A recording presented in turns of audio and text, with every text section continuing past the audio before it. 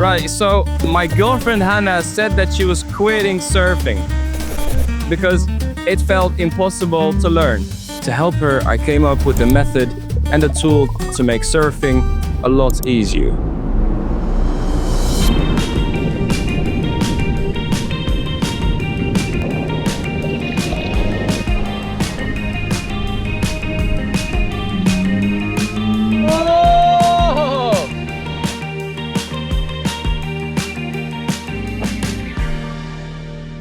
So on your first day, you grab a foamy, paddle for a whitewash, and you manage to stand up for a few seconds.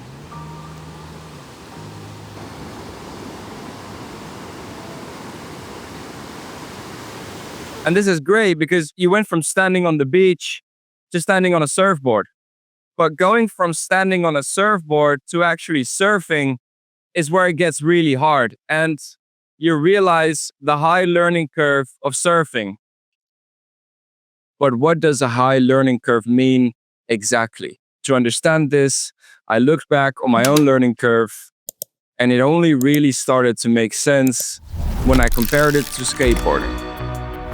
See, to learn the basics of skateboarding, you really only need 3 things. Have balance on the board, push off the ground, and then a little bit of steering.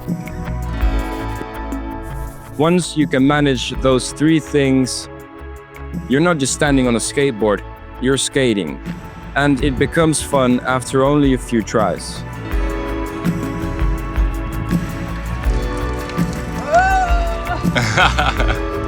But if you want to really surf, learning just the basics is a lot more than 3 things. So when you don't realize that surfing is made up of so many different skills, you don't realize the progress because you don't know where to look. And that's where it becomes really frustrating. I didn't even do anything. I didn't even get behind the waves. It sucked. I don't know how anyone would torture themselves. I hate surfing. Let's go back to skateboarding one more time. So once you learn how to step on the board, push off the ground and steer, you're skating. That simplicity makes progress fast and visible.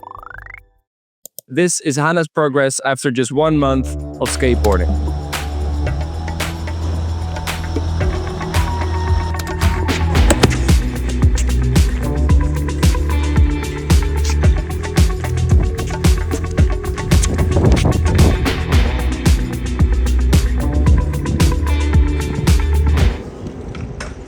But with surfing, it's the opposite. You're not learning 3 things, you're learning 10 at least. And because your progress gets spread out over so many skills, it becomes invisible. And on top of that, you don't get to pick a skill to learn like skateboarding. You're thrown into the ocean and forced to learn them all at once.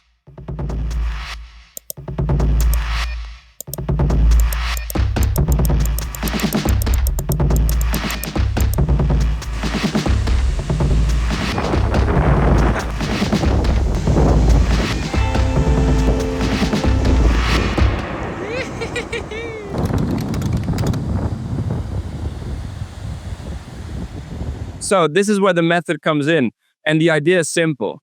You stop focusing on whether you stood up on the board and instead try to focus on all the different skills and try to find progress in a session.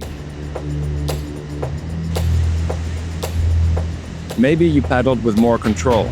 Maybe you spotted a peak sooner. Maybe you stayed calmer.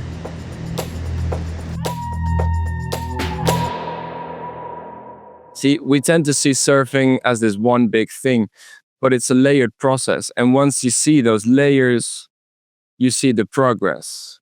And the sessions finally become enjoyable. How did that session feel, Anna? Better. It was fun. Yeah.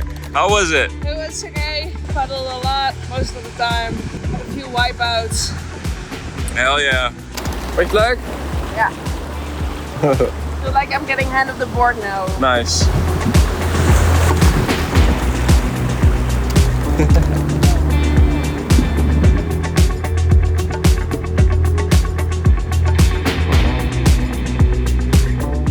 So basically, when you're learning how to surf, it can be motivating to know what progress you made. But most of us don't have a motivating coach to tell us what we did right and what we can improve. So for that, I built a simple tool. It's basically a virtual surf coach. After a bad session or just really any session, you look how it went. And not just the outcome, but more so the process. And then it can reflect back what you improved on, even when it feels like you didn't improve on anything. About my last session, which was really, really messy, your reflection, your wave reading and equipment understanding are holding steady. Even in tough conditions, you managed to catch 3 waves.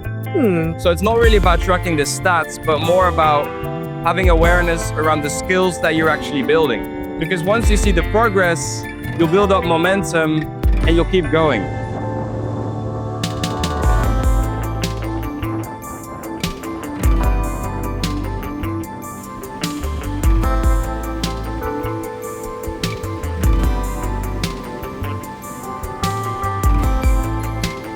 And if you just keep going, anything can become easy.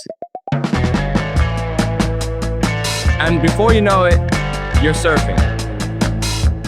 It's nice that AI is always so supportive. Yeah.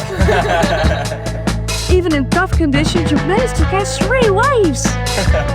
Hell yeah, I did. Hell yeah.